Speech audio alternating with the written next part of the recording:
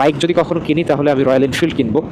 5 লাখ টাকা দিয়ে যদি বাইক কিনি তাহলে আমি কেন অন্য ব্র্যান্ডের বাইক কিনবো, আমি রয়্যাল এনফিল্ড কিনবো। প্রত্যেকটা ব্র্যান্ডেরই এরকম কিছু লয়াল ফ্যান বেস থাকে, সেটা আপনি ইয়ামাহা বলেন, হোন্ডা বলেন, সুজুকি বলেন, প্রত্যেকটা ব্র্যান্ডের এরকম আছে, বাজাজ, টিভিএস, প্রত্যেকটা।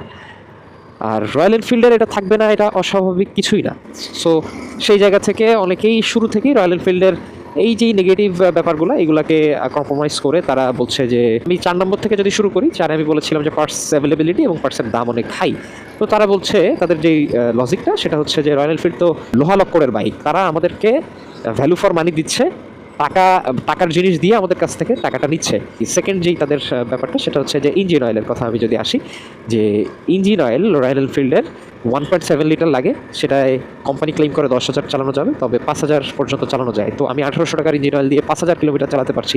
অন্যদিকে আমি যদি 500 টাকার ইঞ্জিন অয়েল দিয়ে 900 কিলো বা 1000 কিলো চালাই, তাহলে কোনটা